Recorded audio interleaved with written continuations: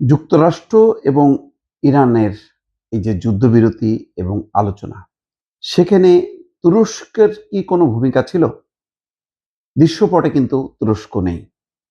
যদিও প্রথম দফায় ৪ দেশের পররাষ্ট্রমন্ত্রীরা বসছিল। সেখানে কিন্তু তুরস্কের পররাষ্ট্রমন্ত্রীও ছিল। তো হঠাৎ করে তুরস্ক কেন হারায় গেল? আসলে তুরস্ক খুবই গুরুত্বপূর্ণ ভূমিকা পালন করেছে। সামনে ছিল পাকিস্তান, পেছনে সমস্ত সাপোর্ট দিয়েছে তুরস্ক। গণমাধ্যমে এটি পরিষ্কারভাবে এসছে এবং বলা হচ্ছে যে পাকিস্তানের প্রধানমন্ত্রী শাহবাজ শরীফ এই যুদ্ধবিরতিতে সহায়তার জন্য তুরস্ক সহ চীন, মিশর, কাতার এবং সৌদি আরবকে ধন্যবাদ জানিয়েছেন।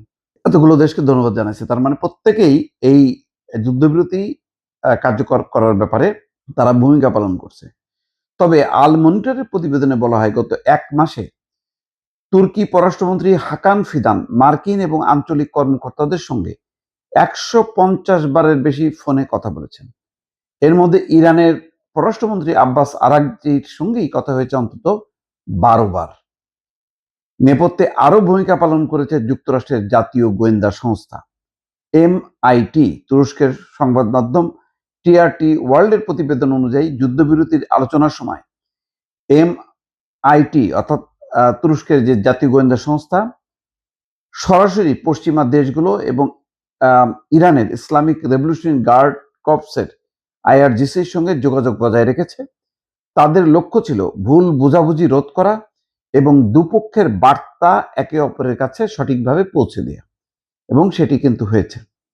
প্রতিবেদনে বলা হচ্ছে তুরস্কের গোয়েন্দা সংস্থা এমন এক বিরল পক্ষ যারা একই সঙ্গে মার্কিন গোয়েন্দা সংস্থা CIA, ইরানের IRGC এবং ইসরায়েলি গোয়েন্দাদের সঙ্গে সরাসরি কথা বলতে সক্ষম। মানে তুরস্কের যেই গোয়েন্দা সংস্থা এত ক্ষমতাশালী এবং তাদের একটা বিরল একটা পক্ষ ছিল এখানে, যে তারা ৩টি গুরুত্বপূর্ণ দেশের সঙ্গে সরাসরি কথা বলেছে।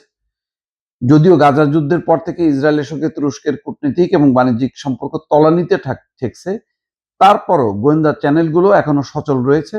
২০২৪ সালের নভেম্বরে গাজার যুদ্ধবিরতি নিয়ে আলোচনার জন্য MIT প্রধান ইব্রাহিম কালিন এবং ইসরায়েলি শিনবেট প্রধান রোনেন বার আঙ্কারায় বৈঠক করেছিলেন। যাই হোক, এখানে বোঝা যাচ্ছে যে এটা শুধুমাত্র পাকিস্তানের প্রচেষ্টায় হয়েছে।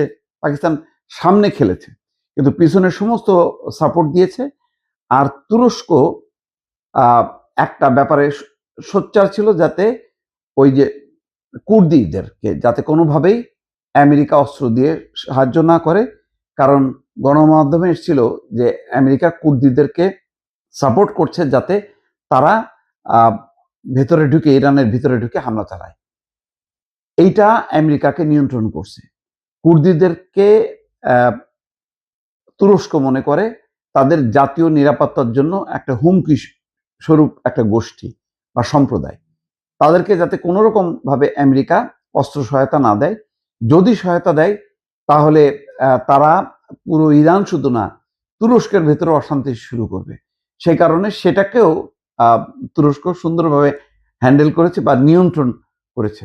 মোট কথা, তুরস্কও কিন্তু এই মানে পাকিস্তানকে সাপোর্ট করার ক্ষেত্রে তুরস্ক একেবারে লাগাতারভাবে চেষ্টা করেছে এবং শেষ পর্যন্ত অন্তত যুদ্ধবিরতি পর্যন্ত এই যে যুদ্ধের ভয়াবহতা সেটা কাটানো, কমানো এবং যুদ্ধবিরতি কার্যকর করার ব্যাপারে তুরস্ক অত্যন্ত গুরুত্বপূর্ণ ভূমিকা পালন করেছে নেপথ্যে।